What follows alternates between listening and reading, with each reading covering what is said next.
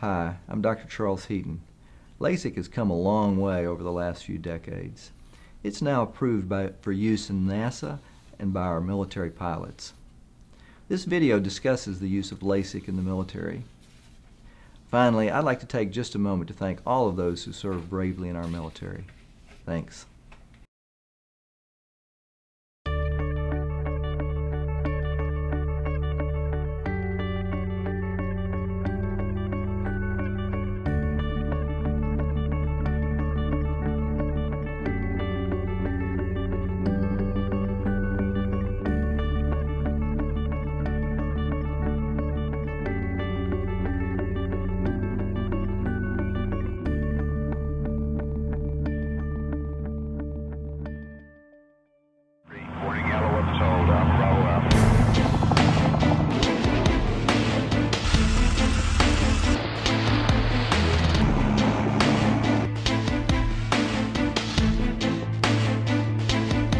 It's not science fiction, it's now.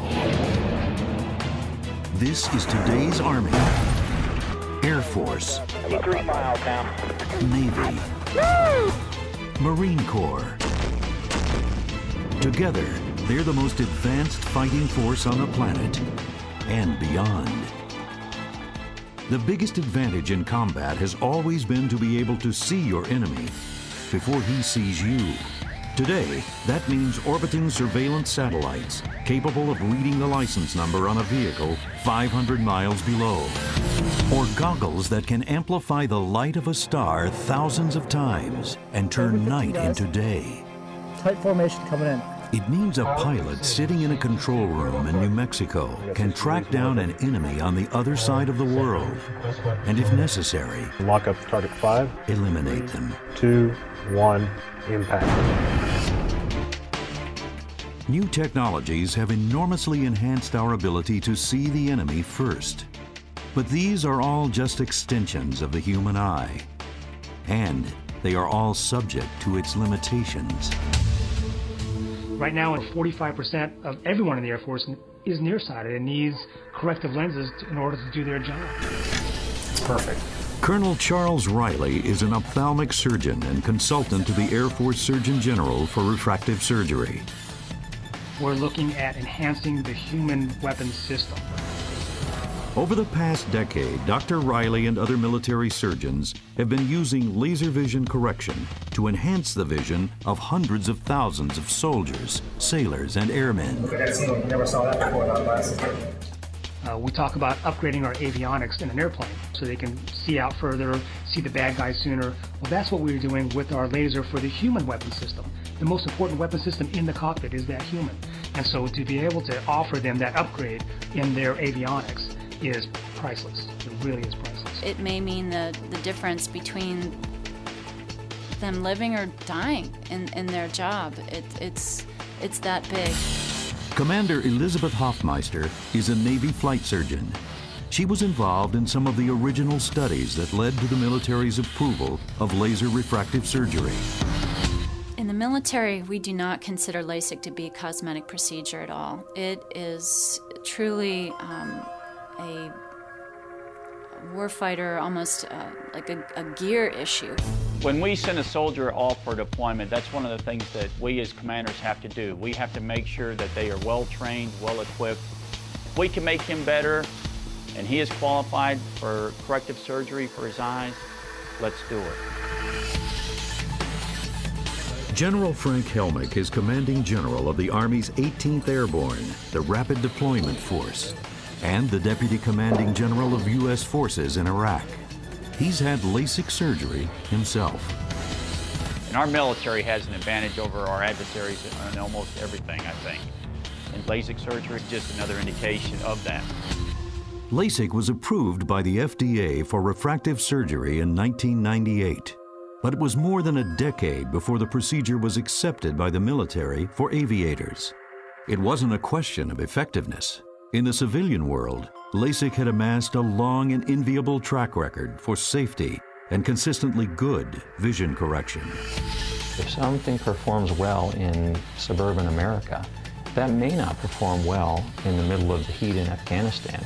may not perform well at 25,000 feet jumping out of a plane, may not perform well under water with explosives and concussive effects with the water, which is not necessarily something that's tested very well on the civilian side. Colonel Scott Barnes, an Army ophthalmic surgeon, was intrigued by the potential for the Army Special Forces. He began testing laser refractive surgery under extreme conditions with soldiers at the Special Operations Command at Fort Bragg. I want to make sure that I know that I've given him the best opportunity, that we, as the Army, have given him the best opportunity. And unless we've done that study ourselves, I mean, it's kind of Ronald Reagan's mantra of trust but verify. We believe that most of those things are probably correct. We just want to see it for ourselves. I was pleasantly surprised. Pleasant is perhaps not a strong enough word. It was amazing how well folks did that in all the environmental studies that we looked at. Dr. Steve Schallhorn is considered to be the founder of the military's refractive surgery program. As a former Navy Top Gun pilot, instructor, and ophthalmologist, Schallhorn was in an ideal position to see the potential and the problems. Before we'd even consider doing something that could affect their vision, we want to make sure that procedure is safe and effective. It's in all of our interest to do that. And that's why we spent years and years, study after study, looking at how safe and effective this is in the environment that our folks have to go into. He spent nearly 10 years putting laser eye surgery through every test he could come up with. We looked at performance before and after we did laser vision correction. And what did we find? Better performance after laser vision correction.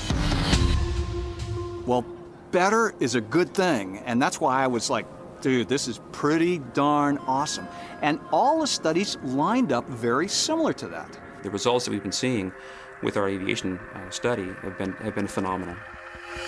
Captain David Tanzer, also a Navy eye surgeon, worked with Schallhorn on a number of studies, concentrating on naval aviators.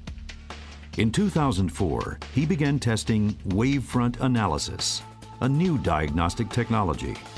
Wavefront could identify the slightest flaws in the eye's optics and then guide a laser to correct each of those defects.